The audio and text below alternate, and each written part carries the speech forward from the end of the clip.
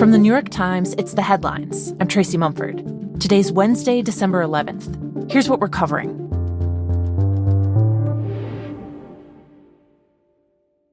In Syria, the end of Bashar al-Assad's regime has kicked off a desperate search. Families are hoping to find out what happened to their loved ones who disappeared while Assad was in power. For years, Assad used mass arrests, imprisonment, and torture to crush dissent.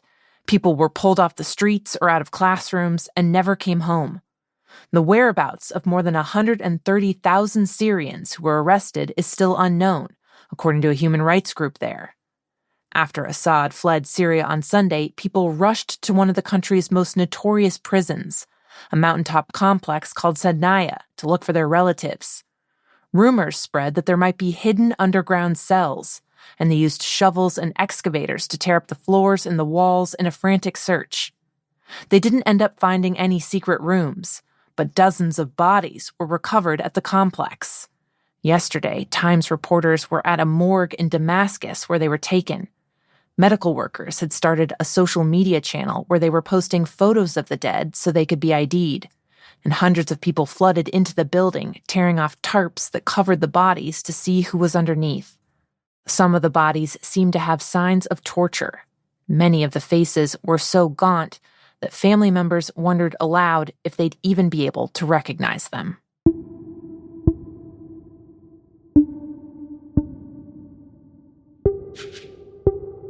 Meanwhile, the rebel alliance that's taken control of Syria has vowed to hunt down and punish senior members of the Assad regime who they say were responsible for torture and other abuses. They're working to consolidate power, even as other groups and neighboring countries are fighting for territory and control amid the chaos and uncertainty.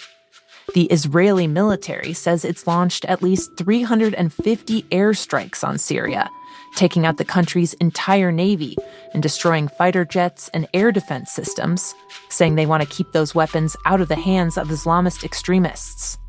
And in the north of Syria, yesterday, there was intense fighting between another faction of rebels, supported by Turkey, and Kurdish forces backed by the U.S.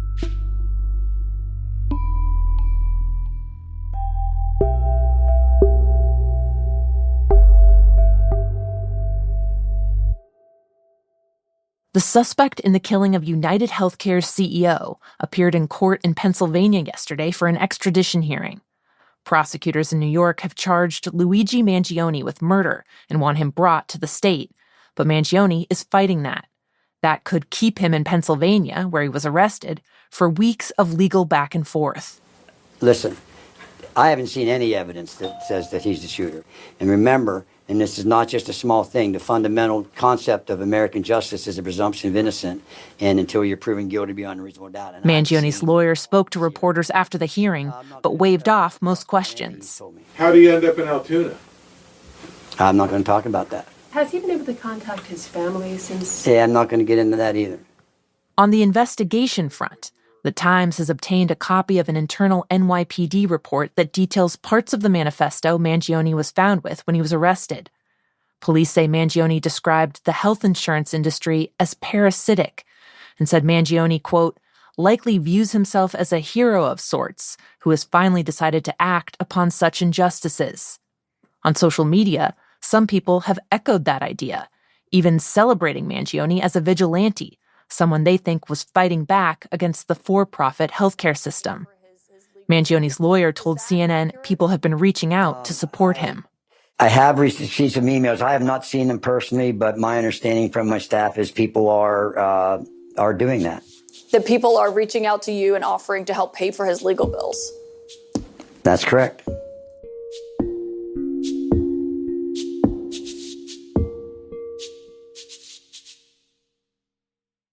The biggest potential grocery store merger in U.S. history just took a double hit.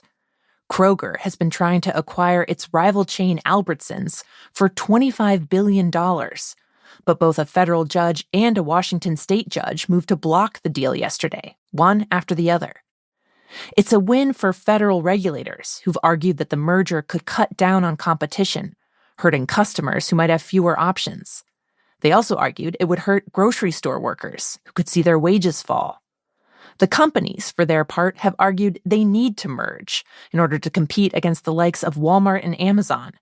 Combining forces would give them some 5,000 stores across 48 states. And that still might happen. Yesterday's rulings have only paused the merger. The Federal Trade Commission will ultimately decide if it can go through. The current head of the FTC, Lina Khan, has aggressively challenged high-profile mergers. But the supermarket giants could get more friendly treatment soon. President-elect Trump just named his pick to lead the FTC, Andrew Ferguson, who's promised to ease up on policing these kinds of deals.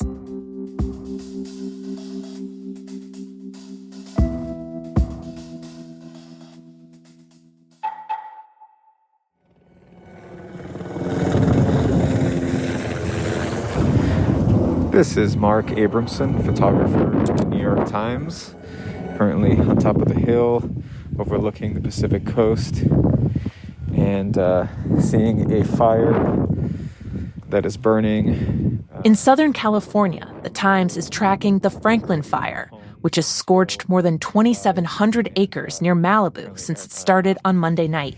I have my N95 mask just to protect a little bit from all the smoke. You can hear helicopters overhead.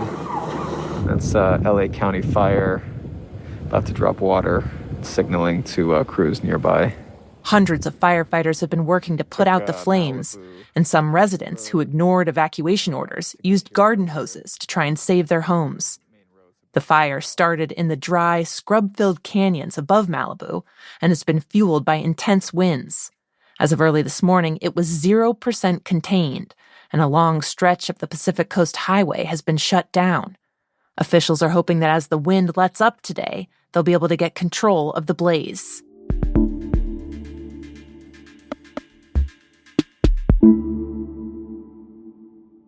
And finally, today, FIFA is set to announce the hosts for the 2030 and 2034 World Cups. In a first for the soccer championship, 2030 is expected to be held across a group of countries spread across 3 continents: Spain, Portugal, Morocco, Argentina, Uruguay, and Paraguay. The pick for 2034, though, Saudi Arabia, is already stirring up controversy. One of the biggest concerns is over the people who'll build the Saudi Arabia World Cup in 2034. The majority of stadiums are unbuilt, airports, roads, in fact, an entire new city is expected to be built. Much of that work will be done by thousands, if not millions, of migrant workers from some of the poorest countries on the planet. My colleague Tarek Panja is covering the host city selection process. There were similar concerns around the 2022 World Cup, which was held in neighboring Qatar. Rights groups have said as many as thousands of workers were killed in the build-up to that World Cup, where a dozen new stadiums were built, roads and other infrastructure, similar to projects that are required in Saudi Arabia. There are also broader human rights concerns about Saudi Arabia under Crown Prince Mohammed bin Salman. He's been praised in some parts of the world for reforms, liberalizations to Saudi society, but rights groups say that there are major concerns about the treatment of women, the fate of the LGBTQ community, as well as anyone who opposes the regime.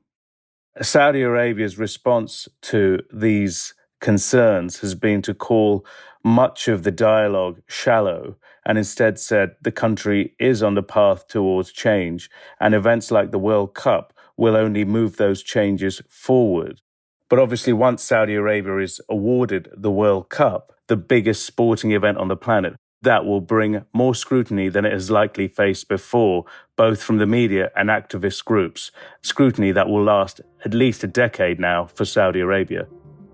For more about the World Cup selection process and how FIFA bent its own rules to choose Saudi Arabia, go to nytimes.com. Those are the headlines. Today on The Daily, the Times' chief architecture critic tells the story of the remarkable reconstruction of the Notre Dame Cathedral.